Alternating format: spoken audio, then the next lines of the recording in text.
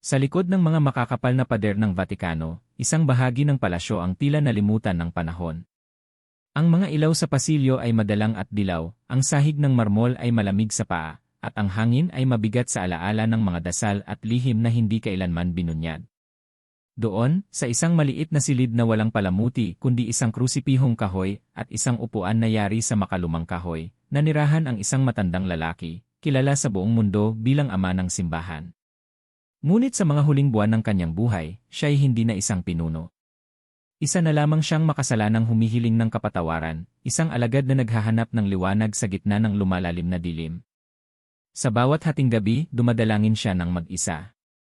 Hindi para sa kanyang sarili, kundi para sa mundo, para sa mga kaluluwang naligaw sa landas ng panlabas na relihiyon, ngunit iniwan ang puso ng pananampalataya, ang pagmamahal. Isang gabing malamig, habang ang mga bituin ay natatakpan ng makapal na ulap, may mahinang katok sa kanyang pintuan. Tok, tok. Pasok, mahina niyang sabi. Pumasok si Padre Mateo, isang batang pari na kanyang itinuring na anak sa pananampalataya. Maputla ang mukha nito, dala ng kaba at paggalang. Ama, bulong niya, narinig ko ang inyong mga pag-ungol sa gabi. Hindi ko mapigilan ang sarili ko. Mayroon ba kayong nais sabihin? Tumingin ang matanda sa kanya, ang kanyang mga mata ay tila dagat ng pinipigilang luha. Umupo ka, anak, sabi niya. Sumunod si Mateo, lumuhod sa tabi ng upuan ng ama. Sa mahabang panahon, panimula ng matanda, itinago ko ang isang lihim. Hindi dahil sa takot, kundi dahil sa pag-asa na baka mali ako. Tahimik si Mateo, naghihintay. Ngunit ngayong nararamdaman ko na ang malamig na hininga ng kamatayan sa aking batok, hindi ko na kayang dalhin ito sa hukay. Umiling ang ama. Hindi ko na rin kayang magsinungaling sa sarili. Sa mga sumunod na araw, naging mas madalas ang pagbisita ni Mateo. Sa bawat pag-uusap nila, parang unti-unting nabubuksan ang pinto ng matagal ng kinulong na katotohanan. Isang gabi, habang kumakalansing ang ulan sa mga bintana, tumayo ang ama mula sa kanyang upuan, isang bagay na bihira na niyang nagagawa dahil sa kanyang kahinaan. Kailangan kong bumalik, bulong niya. Bumalik sa pinagmulan. Naiintindihan ko, ama, sagot ni Mateo, bagamat hindi niya alam kung ano ang ibig sabihin nito. Hindi mo pa naiintindihan, anak. Ngunit ipapakita ko. Lumakad sila sa mga pasilyo ng Vatikano, na ngayon ay tila mga ugat ng isang patay na puno, malamig, tahimik, walang buhay. Hanggang sa sila ay huminto sa isang lihim na pintuan, isang pinto na madalas ay dinadaanan lamang ng mga kardinal na tagapangalaga ng mga sikreto ng simbahan. Sa ibabaw ng pinto, isang ukit, Veritas Vos Liberabit. Buksan mo, utos ng ama. Nag-alangan si Mateo. Ngunit ama, bawal po tayo dyan. Bawal din bang tumugon sa tawag ng Diyos, malamig na tanong ng matanda. Walang nagawa si Mateo kundi sundin. Kumuha siya ng susi mula sa ilalim ng isang silyang lumang-luma, isang lugar na tinuro ng matanda mismo. Pagkabukas ng pinto, bumungad sa kanila ang isang kwarto na puno ng lumang kasulatan, mga pergamino, mga aklat na may balat ng hayop, mga liham na tinahi ng kamay ng mga monghe ilang siglo na ang nakalilipas. Ang amoy ng lumang papel ay sumampal sa kanila, mabigat, masangsang, ngunit para sa ama, ito ay isang samyo ng pag-asa. Naghanap sila buong gabi. Binubuksan nila ang bawat aklat, binabasa ang bawat sulat. Hanggang sa makarating sila sa isang lumang kahon, nakatago sa pinakailalim ng isang estante. Hindi ito may label. Wala ring espesyal na palatandaan. Ngunit sa oras na buksan nila ito, nagbago ang ihip ng hangin sa kwarto, para bang isang espiritu ang nagising. Sa loob nito, isang pergaminong marupok, halos magkalas na sa paghipo. Nakasulat dito. Darating ang mga panahon kung kailan makakalimutan ng tao ang luha ng anak, at sa halip ay lililukin siya sa marmol at ginto. Napatigil si ama. Hinawakan niya ang dokumento na para bang ito'y isang sanggol, marahan, magiliw. Mali tayo, Mateo, bulong niya. Mali tayong lahat. Hindi nakaimik si Mateo, nanginginig ang mga kamay habang pinagmamasdan ang ama. Ang pananampalataya, bulong ng matanda, hindi para sa pagpaparangal lamang. Hindi ito tungkol sa korona o trono. Ito ay tungkol sa mga luha, sa sakit, sa pagyakap sa sugatang puso. Anong ibig niyong sabihin, ama? Mahina at nanginginig na tanong ni Mateo. Tumingin ang matanda sa kanya, ang mga mata ay puno ng apoy. Si Jesus ay hindi lamang naghihintay sa altar, sabi niya. Nasa tabi siya ng mga inabandona. Nasa luha ng mga batang ulila. Nasa pighati ng bawat pusong wasak. Pagkatapos ng gabing iyon, hindi na mapakali ang ama. Sa bawat paghinga niya, nararamdaman niya ang isang pangangailangan, isang utos na hindi galing sa mundo kundi mula sa langit. Isang umaga, habang nakatanaw siya sa maliit na bintana ng kanyang kwarto, nakita niya ang pagputi ng ulap sa silangan. Sa pagliwanag ng langit, nanalangin siya. Bigyan mo ako ng lakas, bulong niya, upang sabihin ang katotohanan bago ako kunin. Sa likuran niya, pumasok si Mateo, may dalang tasa ng tsaa. Hindi na ako magtatagal, sabi ng ama, hindi lumilingon. Nalaglag ang tasa sa kamay ni Mateo, kumalabog sa marmol. Huwag kayong magsalita ng ganyan, amay. Mangyak-ngyak niyang sabi. Ngunit mumiti ang matanda, isang uri ng ngiti na puno ng kapayapaan at tapang. Anak, bulong niya, darating ang oras. At sa oras na yon, kailangan mong piliin, susunod ka ba sa takot o sa katotohanan? Napaluhod si Mateo, hindi dahil sa utos, kundi dahil sa bigat ng damdaming bumalot sa buong silid. At nang sumunod na gabi, habang ang buong Vatikano ay natutulog, habang ang mga kalapati ay nagpapahinga sa mga bubong ng basilika, tahimik na nagsulat ang matanda. Hindi ito encyclical. Hindi ito opisyal na dokumento. Isang sulat lamang, naka-address hindi sa isang tao, kundi sa mga puso ng mga makikinig. Hindi ako naglingkod upang sambahin sa mga palasyo ng bato. Naglingkod ako upang samahan ang sugatang hari, ang hari na lumuluha sa kadiliman.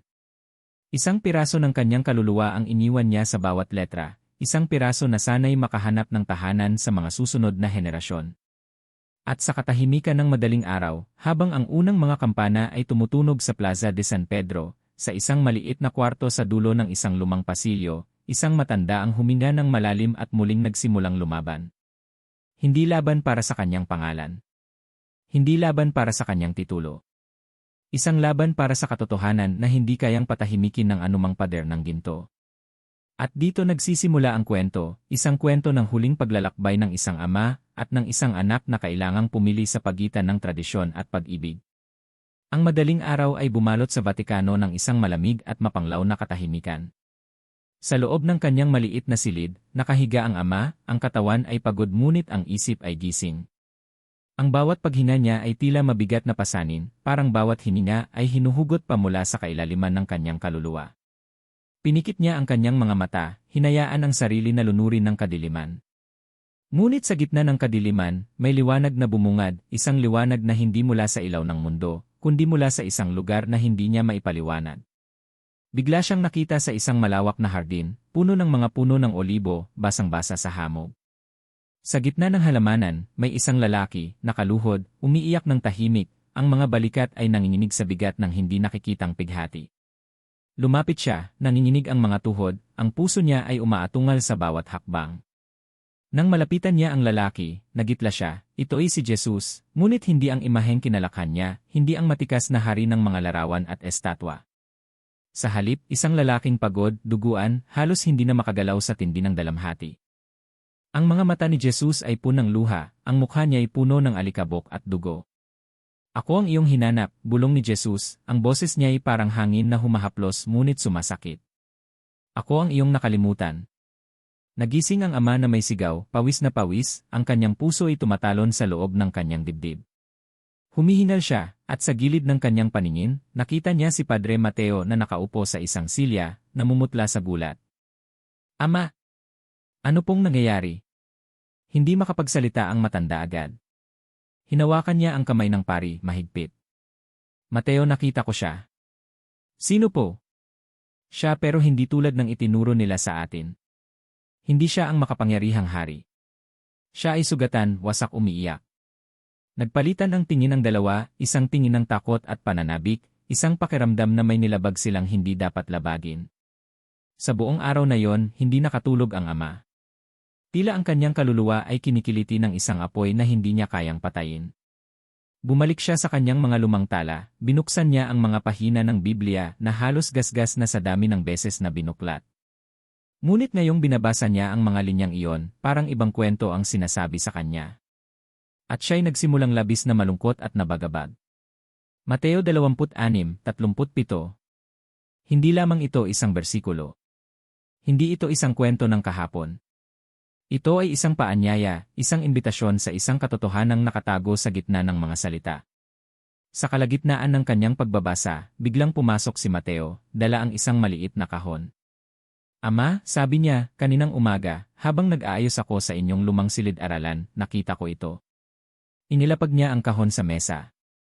Binuksan nila ito ng magkasama. Sa loob, isang luma at marupok na sulat ang naroon. Isinulat ng kamay, ang tinta ay halos kumupas na. Ngunit malinaw pa rin ang mensahe. Huwag mong hanapin ang anak sa mga palasyo. Hanapin mo siya sa alabok ng daan. Nanginig ang kamay ng ama. Napaupo siya, hawak ang sulat na tila ito'y isang bato na hindi niya mabitiwan. Mateoli. Bulong niya, hindi ito aksidente. Hindi tayo ang pumili nito. Siya ang pumili sa atin. Nang gabing iyon, bumalik siya sa kanyang silid ng mag-isa. Sa gitna ng kadiliman, lumuhod siya sa harap ng krusipihong kahoy, ang parehong krusipihong matagal na niyang tinitingala, ngunit ngayong gabi, tila ibang Kristo ang kanyang nakikita. Hindi isang nakoronahan sa kaluwalhatian. Hindi isang reyna na sumasakay sa mga ulap. Kundi isang kapatid na lumuluha sa kanyang paanan. Anong nais mong iparating sa akin, bulong ng ama? Ang kanyang boses ay halos hindi marinig sa lakas ng kabog ng kanyang dibdib. Tahimik ang silid. Ngunit sa kanyang puso, naramdaman niya ang isang sagot, hindi sa anyo ng mga salita, kundi sa bigat ng isang katotohanan. Hindi ako dumating upang sambahin mula sa malayo. Dumating ako upang samahan ka sa iyong luha. Kinabukasan, pinatawag niya si Mateo sa kanyang kwarto. Anak, panimula niya, kailangang ihanda natin ang ating mga puso. Hindi magtatagal, darating ang pagsubok. Ano pong ibig niyong sabihin, Ama? Tanong ni Mateo, halatang balisa. Makikita natin ang katotohanan, sagot niya, at ang katotohanan, anak, ay hindi laging tinatanggap ng may bukas na mga bisig. Inabot niya ang lumang sulat kay Mateo. Basahin mo. At pag-isipan mo, handa ka bang lumakad sa putik, kung doon siya naroroon? Hindi nakasagot si Mateo. Ngunit sa kanyang mga mata, may liwanag ng tapang na unti-unting sumisibol. Sa mga sumunod na araw, dumanas ang ama ng mga panibagong panaginip. Sa bawat panaginip, ang parehong lalaki ang bumabalik, sugatan, pagod, ngunit laging may dalang isang tingin na puno ng pagmamahal na walang sukat. Isang gabi, nakita niya si Jesus na nakaupo sa tabi ng isang ulila, nilalaro ang mga daliri ng batang umiiyak. Sa isa pang panaginip, nakita niya siya sa loob ng isang ospital, hawak ang kamay ng isang babaeng namamatay sa kalungkutan. At sa huling panaginip ng linggong iyon, nakita niya si Jesus, naglalakad sa gitna ng isang abalang lungsod, hindi pinapansin, hindi nakikita, habang ang mga tao ay abala sa kanilang mga telepono, sa kanilang pag-aalala sa mga walang saysay na bagay. Nasaan ka, Panginoon? Tanong ng ama sa panaginip. At sa kanyang puso, narinig niya ang tugon. Narito ako, sa bawat lugar kung saan ang pag-asa ay unti-unting namamatay. Nagising siyang umiiyak. Hindi luha ng takot. Hindi luha ng sakit. Kundi luha ng isang kaluluwang dahan-dahang nagigising mula sa pagkakatulog ng kaginhawaan. Sa kanyang kahinaan, nakahanap siya ng bagong lakas. Hindi para sa sarili. Hindi para sa simbahan. Kundi para sa katotohanan na itinuro sa kanya ng mga luha ni Kristo. At sa pagbubukang liwayway ng araw na iyon, sa huling pagsilip ng buwan sa Vatican, isang bagong misyon ang isinilang sa kanyang puso. Isang misyon na hinding-hindi niya maaaring talikuran, gaano man kahirap. Ang gabi ay muling bumalot sa Vatican ng isang katahimikang tila mabigat sa balikat. Sa loob ng maliit na kapilya sa likod ng Santa Marta, dalawang anino ang nakaupo sa dilim, isang matanda at isang kabataang pari. Ang liwanag ng isang maliit na kandila ang nagsilbing tanging saksi sa isang usapan na hindi kailanman isinulat sa mga tala ng kasaysayan. Ama. Mahina ang boses ni Padre Mateo, ano po ang ibig sabihin ng lahat ng ito? Nakasandalang matanda sa upuan, ang mga kamay niya ay nakalapat sa kanyang kandungan, parang isang sundalong pagod na sa laban. Minsan, bulong niya, ang pinakamalalim na katotohanan ay hindi matatagpuan sa mga sermong nakasulat sa ginto, kundi sa mga luha na walang nakaririnig. Tumingin si Mateo sa kanya, ang mga matay nag-aalab sa pagnanasa na maintindihan ang kabuuan ng ipinagkakatiwala sa kanya. Ano po ang nakita ninyo? Tanong niya. Huminga ng malalim ang matanda, ang hininga niya ay parang musika ng isang kwento na matagal nang nais ikwento. Isang Jesus na hindi mo makikita sa mga marmol na rebulto, bulong niya. Hindi ang hari na sumasalubong sa parada ng hosana. Hindi ang Diyos na may korona ng mga bituin. Kundi ang tao ang kapatid ang sugatan. Pinikit niya ang kanyang mga mata, nilalasap ang bigat ng alaala. Sa aking panaginip, sabi niya, si Jesus ay nakaupo sa lupa. Hindi sa trono. Hindi sa altar. Nakaluhod siya sa alabok, umiiyak, naghihintay sa mga hindi na bumabalik. Umiiyak po, tanong ni Mateo, halos hindi makapaniwala. Tumango ang matanda. Anak. Hindi ng kaunting luha. Umiiyak siya na parabang ang buong bigat ng mundo ay nakapatong sa kanyang mga balikat. Bumigat ang katahimikan sa pagitan nila. Anong ibig sabihin noon, Ama? Tanong ni Mateo, nababalutan ng kaba ang boses. Na hindi natin siya naiintindihan, sagot ng matanda, na sa ating pagsamba, nalimutan nating makinig sa kanyang pag-iyak. Niyuko ni Mateo ang ulo niya, pinipilit unawain ang lalim ng mga salita. Ano po ang gusto ninyong gawin? Tanong niya. Lumapit ang matanda, inilapit ang kandila sa pagitan nila, at bumulong, para bang ang dingding ng kapilya mismo ay maaaring magkanulo sa kanila. Kailangan nating muling ipaalala, sabi niya, na ang pananampalataya ay hindi lamang para sa mga magagarang misa at engranding seremonya. Ito ay para sa gabi ng pag-iisa, sa panahong walang nakaririnig kundi siya. Tumingala si Mateo, ang mga matay kumikislap sa kaba at pag-asa. Papaano po natin sisimulan? Isang mahabang katahimikan ang bumalot sa kanila bago sumagot ang matanda. Sa mga lihim na kwento. Sa mga kumpisal na hindi sinasabi sa pulpito. Sa paglapit sa puso, hindi sa doktrina. Nagpalingalinga si Mateo, parang natatakot na may makarinig. Ngunit walang ibang tao sa kapilya maliban sa kanila. Mayroong mga teksto, bulong ng matanda, mga kasulatang hindi kailanman isinama sa mga opisyal na aklat. Mga kasulatang tinanggihan dahil sa kanilang mapangahas na pag-amin na si Jesus ay hindi laging malakas, hindi laging maluwalhati. Mga teksto, tanong ni Mateo, bumilis ang tibok ng puso. Sagot ng ama. At oras na upang sila ay muling mabuhay. Tumayo ang matanda, bagamat hirap, at lumakad patungo sa altar. Tumingin siya kay Mateo, isang sulyap ng paanyaya at babala. Sumama ka ba sa akin, anak? Hindi agad nakasagot si Mateo. Ngunit sa kanyang puso, alam niyang hindi na siya makakabalik sa dati. Tumango siya, mahina ngunit matatag. Saan po tayo magsisimula? Tanong niya. Ngumiti ang matanda, isang ngiting pagod ngunit puno ng pag-asa. Sa paghahanap ng nakalimutang luha. Kinabukasan, nagtungo silang dalawa sa isang lumang libraryo ng Vatikano, isang bahagi na bihirang pinupuntahan kahit ng mga pari. Ang pinto ay may makapal na susi, ang sahig ay natatakpan ng alikabok ng mga dekada.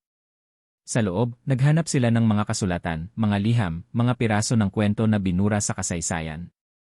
Basahin mo ito, sabi ng ama, iniabot kay Mateo ang isang luma at kupas na aklat. Binasa ni Mateo ang unang pahina. Ang guro ay umiyak ng 3 araw sa disyerto bago siya nagsalita.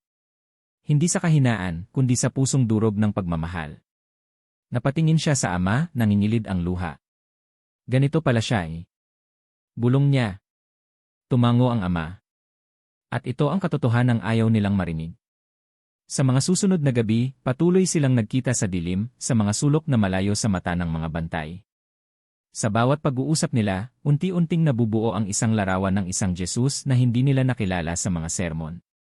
Mateo, sabi ng ama isang gabi, sa bawat misa, sinasabi natin, Kordero ng Diyos, na nag-aalis ng kasalanan ng mundo.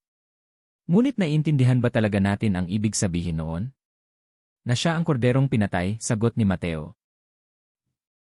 Ngunit higit pa doon, sagot ng matanda, na siya ang umiiyak sa ating kawalan ng pag-asa. Na siya ang nagdurusa hindi lamang noong nakaraan, kundi ngayon. Tumango si Mateo, ang dibdib niya ay mabigat ngunit maliwanag. Kung ganoon, sabi niya, hindi lamang pala natin siya dapat sambahin. Dapat nating samahan ang kanyang pagdurusa. At iyon, sabi ng ama, ang nakalimutang ebanghelyo. Habang sila'y naglalakad pa uwi, napansin nila ang isang lumang rebulto sa pasilyo, isang Kristo na nakaupo, may koronang tinik, ngunit sa kanyang mukha, isang ekspresyong halos hindi napapansin ng mga dumaraan, luha. Napansin mo ba, bulong ng ama? Tumingin si Mateo ng mabuti. Sa unang pagkakataon, hindi niya nakita ang kapangyarihan. Nakita niya ang kirot. Ama, sagot niya, mahina. Ngayon ko lang nakita. Ngumiti ang matanda. Iyon ang simula. Sa sumunod na mga linggo, lumalim ang kanilang samahan. Hindi lamang bilang ama at anak sa pananampalataya, kundi bilang dalawang alagad ng isang katotohanang pilit itinatago ng mundo. At sa bawat kumpisal sa dilim, sa bawat bulong sa ilalim ng kandilang umiilaw sa gitna ng takot, isang bagong ebanghelyo ang dahan-dahang nabubuo, hindi ng mga salita, kundi ng mga luha. Ang ebanghelyo ng isang Diyos na hindi lamang nanalo, kundi isang Diyos na nagdusa kasama mo para sa iyo. At iyon ang ebanghelyo na walang nagtatangkang ipangaral. Hanggang ngayon. Sa isang umagang malamig at kulay abo, muling naglakad si Ama at si Mateo sa makikitid na lagusan ng Vatican. Ang mga yapak nila'y halos hindi marinig sa makinis na marmol, habang ang mga anino nila'y sumasayaw sa ilalim ng mahihinang ilaw ng lumang chandeliers. Bitbit ng Ama ang isang lumang susi ng isang pinto na halos nalimutan na ng lahat maliban sa ilang tagapangalaga ng mga lihim ng simbahan. Handa ka ba, Mateo? Tanong niya habang humihinto sila sa harap ng isang matibay at kalawangin na pinto. Huminga ng malalim si Mateo at tumango. Hindi na po ako babalik. Ngumiti ang matanda, isang ngiting may halong lungkot at pag-asa. Binuksan niya ang pinto. Bumungad sa kanila ang isang kwarto na amoy lumang papel at natuyong bulaklak. Sa bawat sulok, may mga estanteng puno ng makakapal na aklat, mga pergamino na halos madurog sa pagkakahawak, mga kahon na tinabunan ng alikabok ng mga siglo. Ang ilaw mula sa kanilang dalang lampara ay tila lumulutang sa pagitan ng mga aninong nilikha ng nakaraan. Tingnan natin ang mga hindi kailanman binuksan, bulong ng Ama. Naghiwalay sila ng paghahanap. Si Mateo ay lumapit sa isang estante na nakasulat sa Latin, Documenta non publicata, mga dokumentong hindi inilathala. Habang naglalakad siya, isang lumang kahon ang kanyang nadampot. Mabigat ito, puno ng mga kasulatan na hindi pa naisasalin sa modernong wika. Mateo, tawag ng Ama mula sa kabilang sulok, tingnan mo ito. Lumapit si Mateo at nakita niyang hawak ng Ama ang isang maliit na aklat na yari sa balat, ang pamagat ay halos hindi na mabasa. Binuksan nila ang aklat. Sa unang pahina, nakasulat. Hindi lahat ng luha ay nakita, hindi lahat ng sugat ay tinanggap. Napatingin sila sa isa't isa. Siguro dito natin makikita ang mga sagot, bulong ni Mateo. Patuloy silang nagbasa, bawat pahina ay puno ng mga kwento, hindi ng isang makapangyarihang hari, kundi ng isang guro na nabigo, isang kaibigan na tinanggihan, isang kapatid na iniwan. Isang linya ang tumimo sa puso ng Ama. At siya'y naglakad sa gitna ng mga tao, ngunit wala ni isa ang kumilala sa kanyang pagluha. Habang lumalalim ang kanilang paghahanap, natagpuan nila ang isang kumpol ng mga liham, sulat mula sa mga unang Kristiyano na hindi kailanman isinama sa opisyal na kanon. Isa sa mga liham ay ganito ang sinasabi. Siya ay umiyak hindi lamang para sa mundo, kundi kasama ang mundo. Napapikit si Ama, nararamdaman ang bigat ng bawat salita. Mateo, sabi niya, hindi tayo nag-iisa. Marami nang nakakita sa kanya sa ganitong anyo, ngunit itinago nila ang katotohanan. Bakit po, tanong ni Mateo, ang kanyang tinig ay puno ng pagdududa. Takot, sagot ng Ama. Takot na kung ipakita si Jesus bilang mahina, bilang umiiyak, mawalan tayo ng kontrol sa pananampalataya ng mga tao. Tahimik silang nagpatuloy sa pagbabasa, ang kanilang mga puso'y unti-unting namumulat sa isang katotohanang mas malalim at mas masakit kaysa sa lahat ng sermon na kanilang narinig. Habang binubuklat nila ang isa pang pergamino, may isang kakaibang tala silang natagpuan, isang propesya, isinulat ng isang hindi pinangalanang disipulo. Magiging panahon kung kailan ang kordero ay bihisan ng ginto, at ang kanyang mga sugat ay itatago sa ilalim ng mga palamuti. At kapag iyon ay nangyari, ang kanyang mga tunay na tagasunod ay hahanapin siya hindi sa mga altar, kundi sa mga daanang madilim. Tumayo si Mateo, hawak ang papel na yon na parang isang apoy na maaaring sumunog sa kanyang mga kamay. Ama, totoo ang nakita ninyo. Ito ang ebidensya. Ngumiti ang matanda, bagamat may kalungkutan sa kanyang mga mata. Anak. Ngunit ngayon, alam natin ang halaga ng katotohanan ito. Nang papalapit na ang gabi, nagpasya silang magpahinga.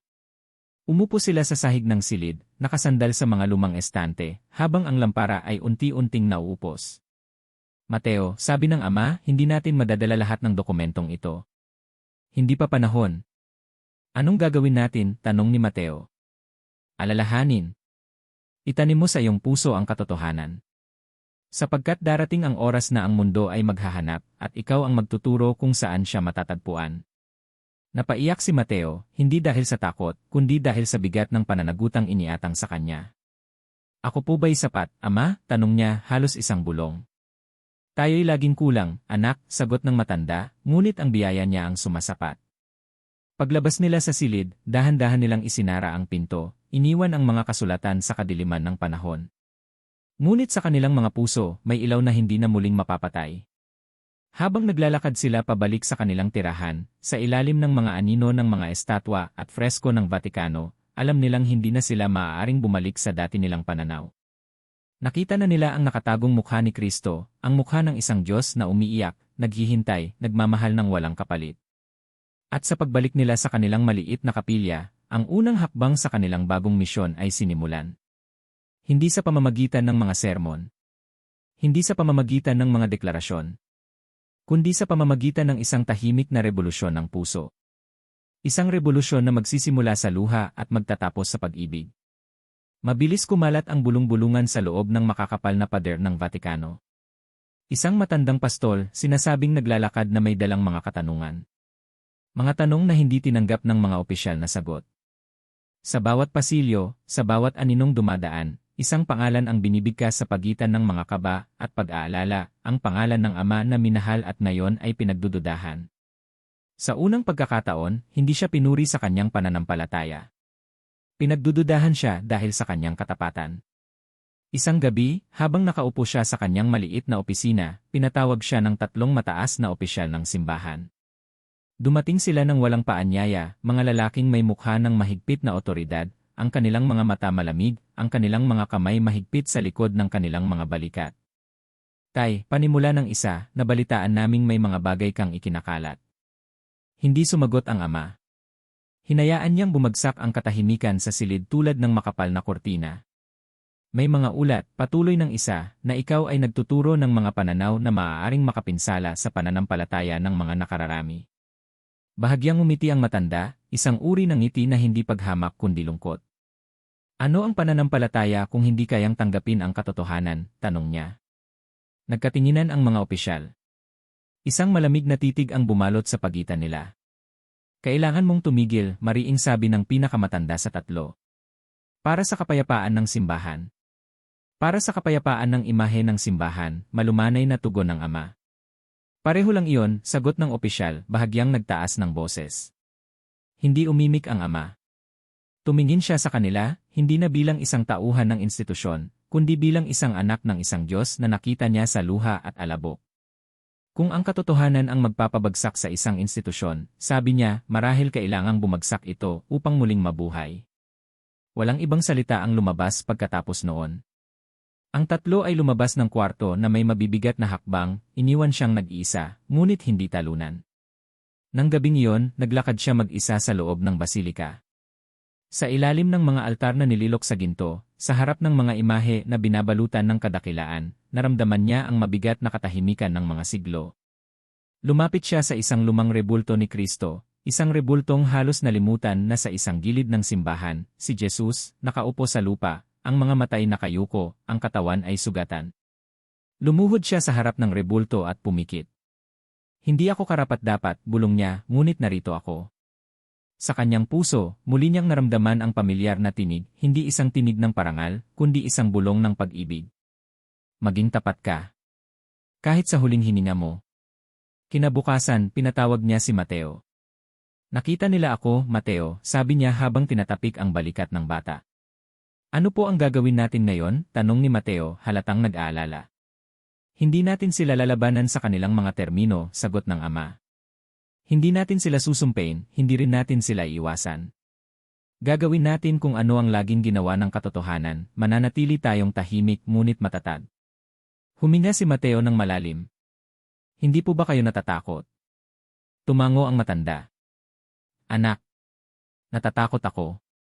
Ngunit mas natatakot akong ikaila ang tinig ng Diyos na humihingi ng katapatan. Habang lumilipas ang mga araw, ramdam ni Mateo ang pag-iba ng ihip ng hangin sa paligid nila. Mga mata na dati puno ng paggalang, ngayoy nagdududa. Mga kamay na dati bumabati ng may init, ngayoy malamig na bumabati. Ngunit sa bawat araw na dumadaan, lalo lamang tumitibay ang loob ng ama. Nagpatuloy siya sa kanyang mga lihim na pag-uusap kay Mateo. Alalahanin mo, sabi niya isang gabi habang sila'y nagbabasa ng isang luma at sirasirang aklat, hindi tayo tinawag para sambahin ang imahe ni Kristo. Tinawag tayo para sundan siya, kahit sa putikan, kahit sa kadiliman.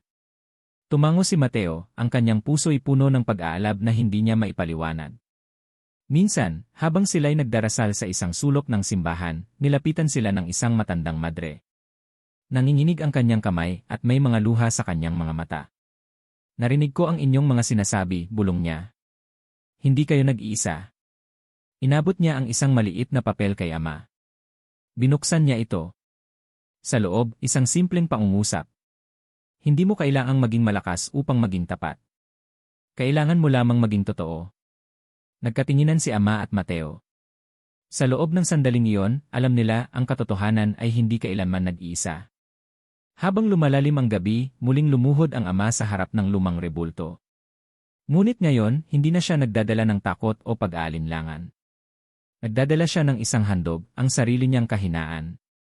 Narito ako, bulong niya, hindi bilang isang perpektong alagad, kundi bilang isang pusong nabasag sa pagsunod. At sa katahimikan ng basilika, tila ang bawat haligi, bawat altar, bawat kandila ay nakikinig. At sa kalalimang iyon ng pananampalataya, isang panibagong katapatan ang isinilang. Isang katapatan na hindi maikukulong ng mga pader. Hindi mapapatahimik ng mga utos. Hindi masisira ng takot. Isang katapatan na aabot sa kalangitan, tahimik, totoo, at walang takot. Habang lumilipas ang mga araw, unti-unti ring naramdaman ng Ama ang pagkaputol ng oras. Ang kanyang katawan ay mas madalas nang tumangging sumunod, ang kanyang paghinga, minsan, ay tila isang laban na hindi niya laging kayang pagtagumpayan. Ngunit ang kanyang espiritu, iyon ang bahagi niya na tila lalong lumalakas habang ang kanyang laman ay humihina. Alam niyang malapit na ang wakas. Hindi niya ito ikinabahala. Hindi niya ito tinakasan. Tinanggap niya ito bilang isang imbitasyon, isang huling paglalakbay tungo sa liwanag. Isang gabi, habang ang hangin sa Vatican ay malamig at tahimik, umupo siya sa kanyang lumang lamesa. Sa harap niya, mga piraso ng papel, isang pluma, at isang ilaw ng lampara na halos maupos na. Hindi siya magsusulat para sa mga aklatan. Hindi para sa mga sermon. Hindi para sa mga opisyal na talaan. Isusulat niya ang katotohanang hindi kayang idaan sa mga dokumento ng kapangyarihan. Isusulat niya ang katotohanan para sa mga puso na marunong makinig. Mateo, tawag niya habang pumasok ang batang pari sa kanyang silid. Lumapit si Mateo, bitbit ang isang tasa ng tsaa. Po, Ama? Upo ka, anak, sabi ng matanda. Sumunod si Mateo, naupo sa tabi niya. Ngayong gabi, panimula ng Ama, magsisimula akong magsulat. Hindi bilang isang opisyal ng simbahan. Hindi bilang isang tagapangaral. Kundi bilang isang tao na nakakita sa mga luha ng Diyos. Tumingin si Mateo sa kanya, ang mga matay puno ng lungkot at paggalang. Ano po ang isusulat ninyo? Mga liham, sagot ng Ama, mga liham para sa mga kaluluwang naglalakad sa dilim. At nagsimula siyang sumulat. Sa bawat guhit ng pluma, inilalabas niya ang bigat ng mga taon. Alam ko ang iyong pagod. Alam ko ang bigat ng iyong puso. Hindi ka nag-iisa. Kung ang iyong pananampalataya ay parang abo ngayon, huwag kang matakot. Sapagkat ang Diyos ay hindi naghahanap ng mga perpektong apoy. Hinahanap niya ang mga puso na kahit sa gitna ng abo ay handang muling sumiklab. Kung iniisip mong hindi ka karapat-dapat lumapit sa Kanya, tandaan mo ito, ang Kanyang mga kamay ay sugatan hindi upang ipakita ang kapangyarihan, kundi upang makadama sa iyong mga sugat. Hindi Kanya husgahan. Yayakapin Kanya. Hindi mo kailangang maunawaan ang lahat upang mahalin. Hindi mo kailangang masagot ang bawat tanong upang sumama sa paglalakbay. Si Jesus ay hindi dumating upang lutasin ang bawat misteryo ng mundo. Dumating siya upang samahan ka sa bawat paghahanap mo. Habang sumusulat siya, lumuluha siya, hindi dahil sa takot, kundi dahil sa isang pagmamahal na hindi niya maipaliwanag. Naramdaman niya na ang bawat liham ay hindi lamang pagsulat, ito'y isang uri ng pag-alis ng bigat, isang uri ng paglaya. Habang sinusulat niya ang pang-apat na liham, dumampi ang malamig na simoy ng hangin sa kanyang mukha. Tumingala siya, naramdaman ang isang presensya sa kwarto, hindi ng tao, kundi ng espiritu na matagal nang gumagabay sa kanya. Ngumiti siya sa gitna ng kanyang mga luha. Narito ka, bulong niya. At nagpatuloy siya sa pagsulat. Ang pagkawala ay hindi pagtatapos. Ito'y isang pintuan tungo sa isang pag-asa na hindi kayang tapusin ng kamatayan. Ang iyong pag-iyak ay hindi sayang. Ang bawat luha ay hinahawakan ng Diyos, at isinusulat niya ang iyong mga pangalan sa kanyang puso. Habang umuusad ang gabi, napuno niya ang isang buong tambak ng papel. Hindi niya inisip kung gaano karami. Hindi niya alintana kung may makakabasa. Ang mahalaga, naipasa niya ang apoy na iniwan sa kanyang mga kamay. Ang apoy na hindi niya maaaring itago. Bago siya matulog, tinawag niya si Mateo. Inatang mabuti ang mga liham na ito, utos niya. Hindi sila para sa kapangyarihan. Hindi sila para sa karangyaan. Ang mga ito ay para sa mga puso. Tumango si Mateo, hawak ang tambak ng mga papel na parabang ito ay mga banal na kasulatan. Ipinapangako ko po, sabi niya, ang kanyang tinig ay nanginginig sa emosyon. Sa mga sumunod na araw, habang ang ama ay unti-unting humihina, patuloy siyang nakikipag-usap kay Mateo. Maaari nilang sirain ang aking pangalan, sabi niya minsang nakahiga na lamang, maaari nilang baliwalain ang aking mga salita. Ngunit hindi nila kayang patahimikin ang tinig ng katotohanan na umaalingaw-ngaw sa kaluluwa. Hindi po kayo makakalimutan, ama, sagot ni Mateo, lumuluha. Ngunit mumiti ang matanda. Huwag mo akong alalahanin, sabi niya. Alalahanin mo siya. Itinuro niya ang krusipihong nakasabit sa dingding, simple, walang palamuti, walang koronang ginto. Isang taong sugatan. Isang Diyos na umiiyak. Sa kanyang huling gabi ng malay, muling kinuha ng ama ang isang papel. Isang huling liham. Kung makarating sa iyong mga kamay ang mga salitang ito, ibig sabihin narinig mo ang bulong ng Diyos. Hindi ako mahalaga. Hindi rin ang aking pangalan. Ang mahalaga ay ang paanyaya, huwag kang matakot magmahal muli kahit masaktan ka. Huwag kang matakot maniwala muli kahit madapa ka. Si Jesus ay hindi malayo. Siya ay kasama mo sa bawat paghinga mo, sa bawat luha mo, sa bawat hakbang mo sa dilim. Kung nagtataka ka kung saan siya matatagpuan, hanapin mo siya sa iyong sugat. Hanapin mo siya sa iyong mga luha. At makikita mo siya, hindi bilang isang hari ng ginto, kundi bilang isang kapatid na yakap ang iyong sakit. Nang matapos niyang isulat ang huling liham, pinikit niya ang kanyang mga mata. Hindi sa takot. Hindi sa pag-aatubili. Kundi sa kapayapaan ng isang pusong nagbigay ng lahat. Sa labas, sa kalangitan ng Vatican, isang bituin ang sumiklab ng mas maliwanag kaysa sa iba. At sa tahimik na kwarto, isang matanda ang huminga ng malalim at hinayaan ang kanyang espiritu na sumama sa liwanag. Ang hangin ng Vatican ay malamig ng gabing iyon, parang isang paalala ng mga bagay na hindi na maibabalik. Sa isang maliit na kapilya na halos nakalimutan na ng karamihan, sa isang lugar kung saan bihira nang tumuntong ang sinuman, lumuhod ang matandang pastol sa harap ng altar na walang dekorasyon, walang ginto, walang ingrandeng korona. Isang simpleng krusipihong kahoy lamang ang naroroon, pinalilibutan ng mga kandilang ang apoy ay nanginginig sa bawat haplos ng hangin. Hindi niya hiniling na makita ang Diyos. Hindi siya dumalangin para sa himala. Pumikit siya at nagsalita mula sa kailaliman ng kanyang sugatang puso. Narito ako, Panginoon, bulong niya. Hindi upang humingi kundi upang makinig. Ang kanyang mga tuhod ay nananakit sa malamig na sahig ng bato, ngunit hindi niya ininda. Ang sakit sa kanyang katawan ay hindi alintana kumpara sa bigat ng mga taon ng pananahimik, ng mga taon ng hindi pagsasabi ng buong katotohanan na ngayoy bumabalik sa kanya na parang isang alon na hindi kayang pigilan. Lumipas ang mga oras. Wala siyang hinihintay na sagot. Wala siyang inaasahang pagpapakita ng liwanag mula sa langit. Ngunit sa kalagitnaan ng kanyang katahimikan, isang presensya ang bumalot sa buong kapilya. Hindi ito dumating na may mga trompeta o makapangyarihang sigaw. Hindi ito dumating na may liwanag na bulag sa mata. Dumating ito tulad ng malamig na simoy ng madaling araw, banayad, tahimik, at walang kahayagang anyo. At ang presensyang iyon ay hindi isang ideya o isang panaginip. Ito ay isang katotohanang higit pa sa maipapaliwanag ng salita. Naroon siya. Hindi sa anyo ng makapangyarihang hari. Naroon siya bilang isang kaibigan, isang kapatid, isang kasama sa pagdurusa. At sa harap ng presensya na iyon, ang ama ay napaiyak, hindi sa takot, kundi sa isang pag-ibig na hindi niya kayang sukatin. Hindi niya nakita ang mukha. Hindi niya narinig ang boses. Ngunit naramdaman niya ang isang bulong sa kanyang puso, mas totoo pa kaysa sa alinmang sermon na kanyang naipangaral. Hindi kita iniwan kahit kailan. At sa kanyang puso, isang sagot ang bumuo. Hindi ko rin kayo iniwan, Panginoon. Kahit sa aking kahinaan. Isang mahina ngunit totoong halakhak ang lumabas sa kanyang bibig, isang halakhak ng isang batang muling nakatagpo ang kamay ng kanyang ama. Hindi niya kailangan ng paliwanag. Hindi niya hinanap ang dahilan ng kanyang mga paghihirap. Ang tanging mahalaga ay naroroon ang kanyang presensya. Kasama niya sa sakit. Kasama niya sa pag-iyak. Kasama niya sa katahimikan ng gabi. Habang lumuluhod pa rin siya, bumukas ang pinto ng kapilya.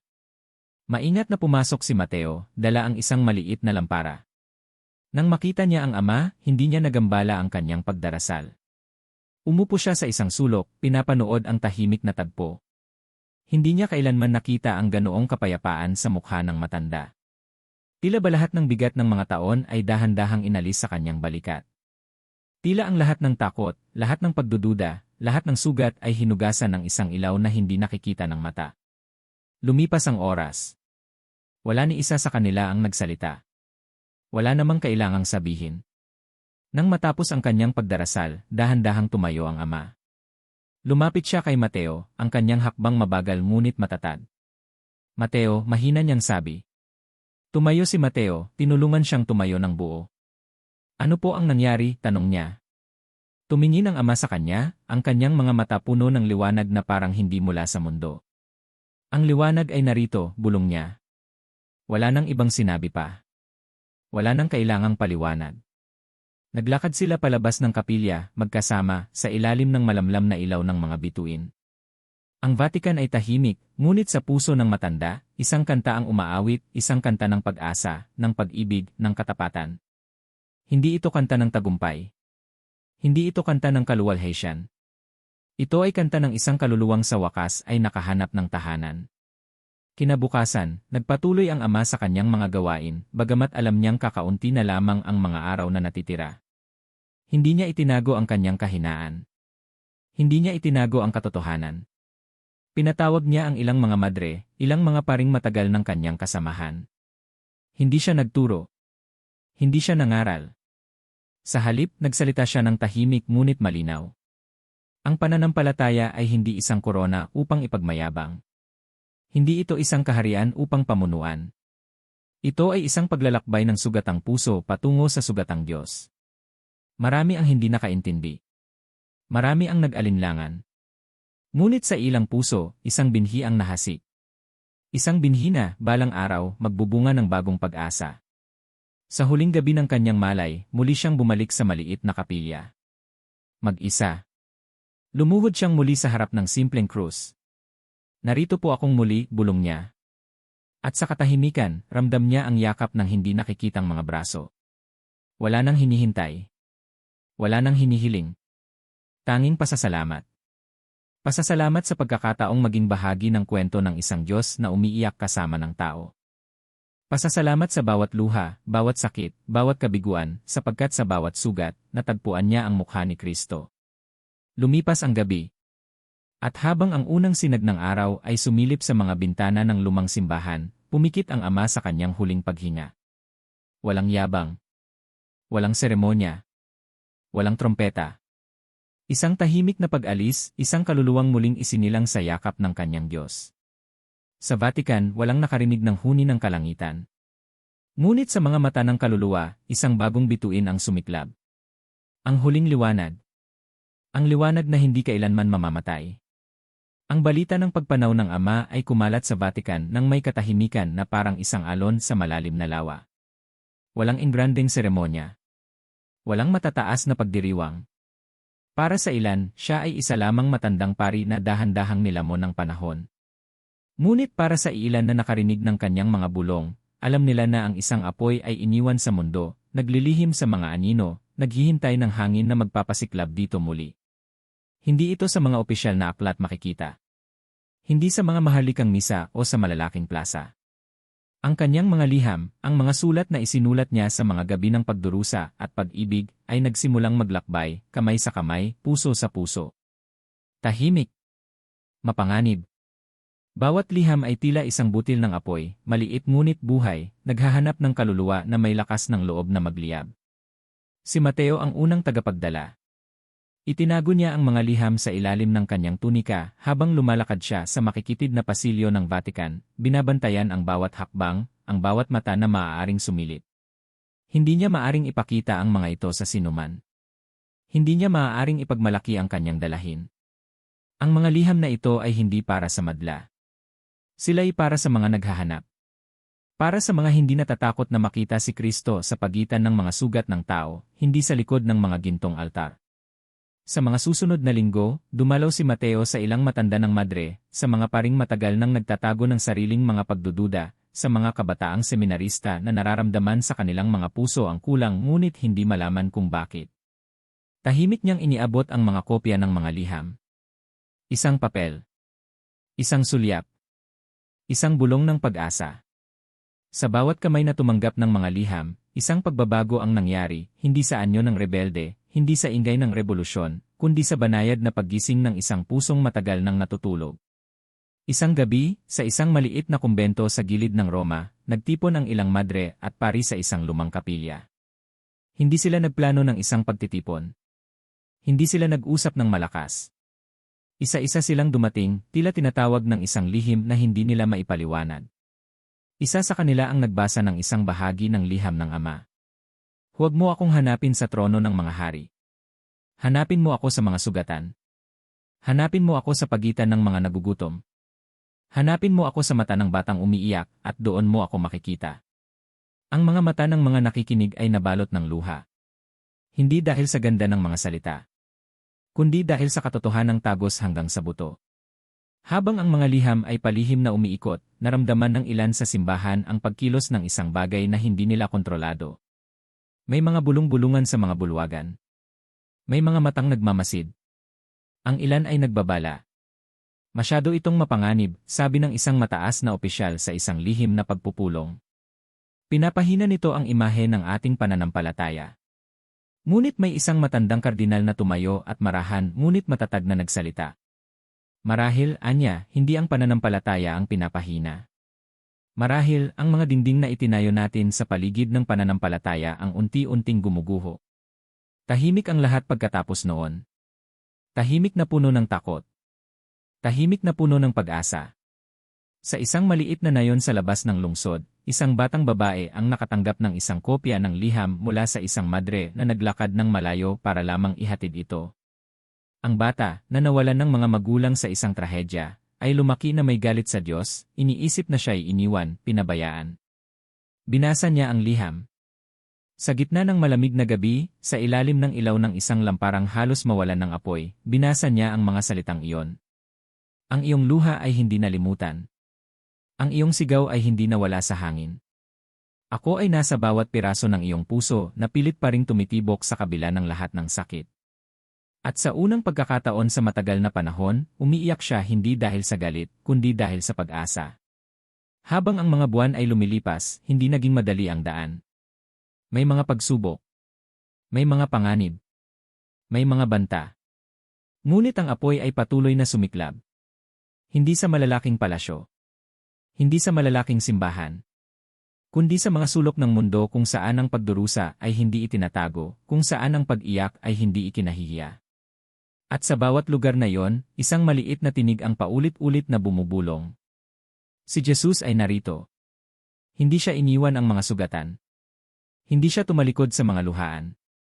Si Mateo, habang nag-ikot, minsan ay naupo sa isang simbahan sa isang bayan na halos wala ng tao. Sa harap ng altar, isang matandang lalaki ang nakaluhod, hawak-hawak ang isang punit na kopya ng isang liham. Hindi niya alam kung sino ang nagdala ng liham sa lugar na iyon. Hindi niya alam kung paano ito nakaabot doon. Ngunit alam niyang ang kwento ng Ama ay patuloy na lumalakad kahit wala na siya. Hindi sa pamamagitan ng opisyal na dokumento. Hindi sa pamamagitan ng grandiosong deklarasyon. Kundi sa pamamagitan ng bulong ng pag-ibig na hindi kayang patahimikin. Isang gabi, habang naglalakad si Mateo sa ilalim ng malamlam na buwan, huminto siya sa tabi ng isang sapa. Tumingala siya sa kalangitan, sa mga bituin na kumikislap sa katahimikan ng gabi. Nagtagumpay ka, Ama, bulong niya.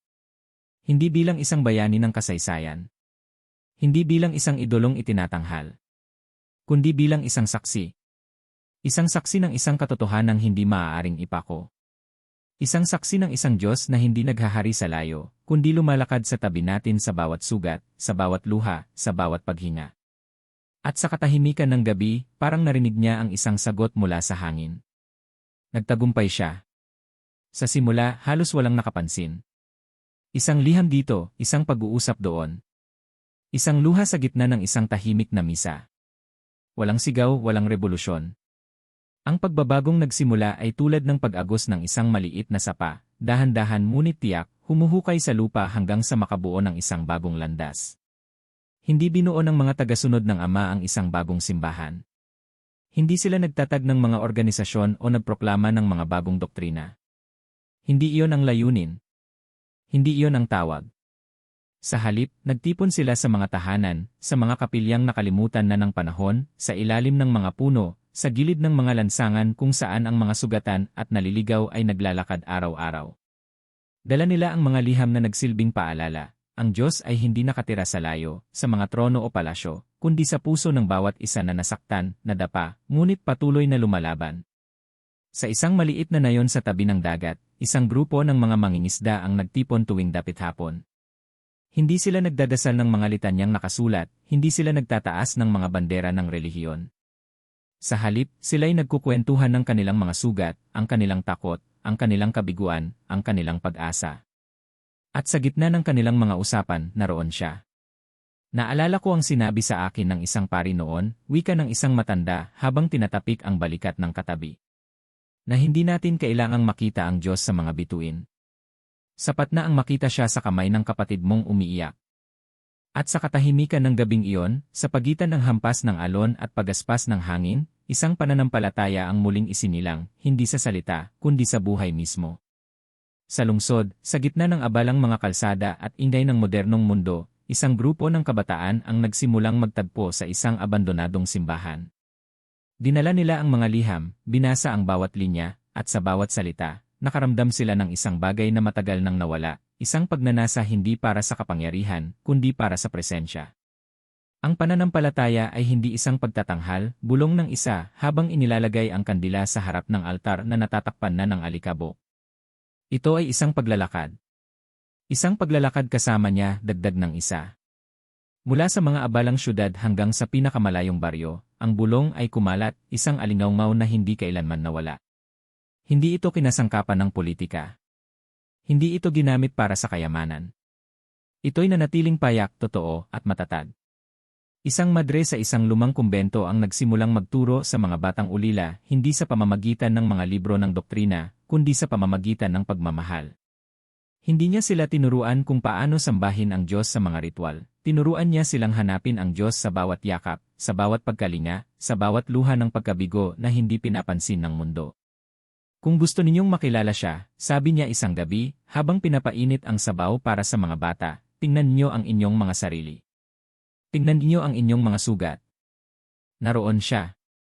Ang mga bata, sa kabila ng kanilang mga pilat at sakit, ay natutong umiti, hindi dahil sa mga pangakong kalangitan, kundi dahil sa katiyakang hindi sila nag-iisa.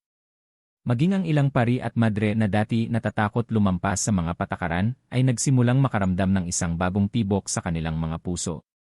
Hindi nila iniwan ang kanilang mga simbahan. Hindi nila sinira ang mga altar. Ngunit sa bawat pagkakataon na may isang nagdududa, isang nawawala, o isang sugatang lumapit sa kanila, hindi nila inialok ang mga luma at pagod na sermon. Inilapit nila ang kanilang mga kamay. Tumabi sila. Umiyak sila kung kinakailangan. At sa katahimikan ng mga sandaling iyon, naroon siya, hindi sa anyo ng batas, kundi sa anyo ng pagdamay. Hindi na mahalaga kung ano ang mga titulo nila. Hindi na mahalaga kung gaano karaming dasal ang alam nila. Ang mahalaga, marunong silang umupo sa tabi ng isang pusong durog at hindi matakot na masaktan din. Hindi ito naging madali. May mga umayaw. May mga umalis. May mga nagpumilit manatili sa lumang mundo ng pag-aanyong magara at pagdiriwang ng kapangyarihan. Ngunit para sa mga nanatili, para sa mga pinili ang masakit ngunit totoo, isang bagong daan ang lumitaw. Daan na hindi madaling sundan. Daan na hindi puno ng mga bulaklak. Daan na puno ng putik, luha at pawis. Ngunit daan din na puno ng tunay na pag-asa. Sapagkat alam nila at ngayon ay tunay nilang nararamdaman na sa bawat hakbang, kahit sa pinakamadilim na bahagi ng daan, kasama nila siya. Si Mateo, na ngayon ay hindi na batang pari, kundi isang tahimik na saksi ng paggalaw ng espiritu, minsang naupo sa gilid ng isang burol kung saan tanaw niya ang isang maliit na nayon sa ibaba. Sa kanyang mga kamay, hawak niya ang isang pahina ng liham ng ama, kupas na sa tagal, ngunit malinaw pa rin ang mga salita. Huwag kang matakot sa dilim, anak. Sapagkat sa pinakaitim na gabi, doon naglalakad ang Diyos na may ilaw na hindi kailanman namamatay. Pinikit niya ang kanyang mga mata. At sa katahimikan, narinig niya ang tibok ng mundo, isang tibok na nagsasabi, hindi siya nawala.